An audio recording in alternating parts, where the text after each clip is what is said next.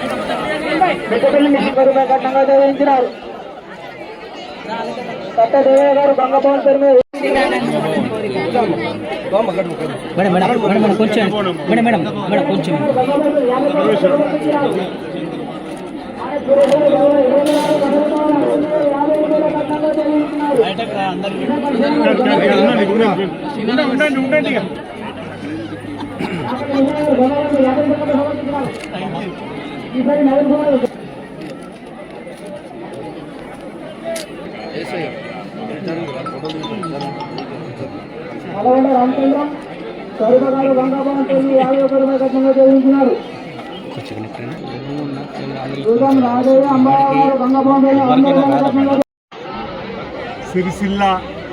జిల్లా కేంద్రంలో మాఘమ అమావాస్య పర్వదినాన్ని పురస్కరించుకొని శ్రీ గంగా భవానీ అమ్మవారి యొక్క జాతర ఉత్సవాన్ని గంగపుత్రులు సిరిసిల్ల పట్టణ ప్రముఖులు ఆలయ కమిటీ సభ్యులు, మరోవైపు ఈ మడేలయ్య స్వామి జాతరను కూడా రజక సంఘ సభ్యులు ఘనంగా నిర్వహించే కార్యక్రమం. సిరిసిల్ల పట్టణంలో మరో ప్రాంతంలో రామప్ప పరమేశ్వరుడికి సంబంధించినటువంటి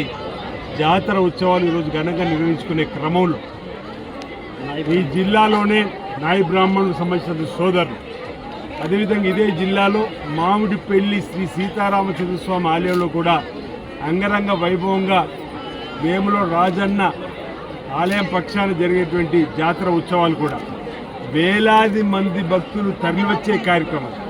భీముడి మల్లారెడ్డిపేట దగ్గర శ్రీ ఆంజనేయ సన్నిధిలో కూడా జాతర వేకువజామున వెళ్ళి దర్శించుకొని రావడం జరిగింది.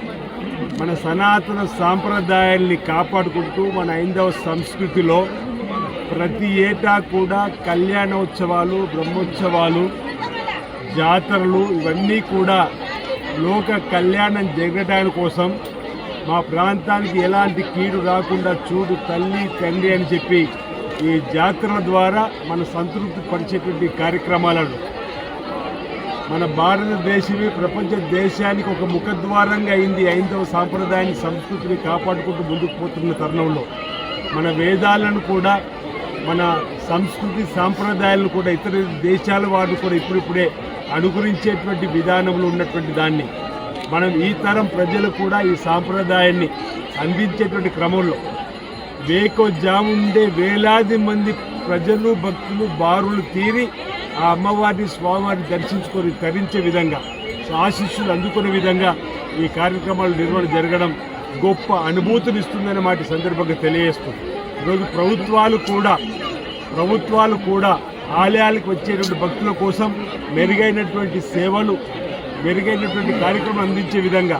ఓవైపు సమ్మక్క సారలమ్మ జాతర బ్రహ్మాండంగా జాగుతున్న వేళ దక్షిణ కాశీగా ప్రేమించినటువంటి శ్రీ రాధాస్వామి ఆలయంలో కూడా వివిధ దశలో అభివృద్ధి పనులు కొనసాగుతా ఉన్నాయి. పేద ప్రజల కొంగు బంగారమైనటువంటి ఈ దేవస్థానాలకు వచ్చేటువంటి భక్తులు కూడా గౌరవ ముఖ్యమంత్రి రేవంత్ రెడ్డి యాత్రలో ప్రత్యేకంగా నిధులు కూడా మనం వెచ్చించుకొని ముందుకు పోతే పరిస్థితి కూడా మనం చూస్తూ ఉన్నాం. ఈరోజు సమ్మక్క సారలమ్మ జాతర గద్దెల దగ్గరికి రాష్ట్ర క్యాబినెట్ మొత్తం వస్తుంది. మొదటిసారి అనుకుంటా చరిత్రలో సమ్మక్క సారలమ్మ దగ్గర ఈరోజు క్యాబినెట్ జరగబోతా ఉంది ముఖ్యమంత్రి శ్రీ రేవంత్ రెడ్డి గారి నాయకత్వం. రేపు ఉదయం వేకోజామునే 7:30కు సమ్మక్క సారలమ్మలో జరిగినటువంటి అభివృద్ధి, ఆ గద్దెలు, ఆ సంస్కృతి సాంప్రదాయాలు ఈరోజు భక్తులకు ఆ స్వామివారిని మరింత సుదూరు నుంచి కూడా దగ్గరకు చూసేటువంటి కార్యక్రమానికి సంబంధించి వనం నుంచి జనంలోకి వచ్చేటువంటి సమ్మక్క సారలమ్మ జాతర ఘనంగా జరుపుకునే విధంగా ఈసారి 3 కోట్లు భక్తులు రావడానికి అవకాశం ఉందని ఆ విధంగా అక్కడ కూడా ఏర్పాటు చేయడం జరిగింది. ఇక్కడ కూడా మహాశివరాత్రి సందర్భంగా వచ్చే భక్తులకు కూడా జిల్లా కలెక్టర్ ఆధ్వర్యంలో ఇప్పటికి ఒక సమావేశం ఏర్పాటు చేసుకొని అన్ని ఏర్పాట్లు కూడా గావింపజేస్తున్నాం. ఈ విధంగా మన సంస్కృతి సాంప్రదాయాన్ని కాపాడుకోవడంతో పాటు ఆధ్యాత్మిక చింతనను పెంపొందించడము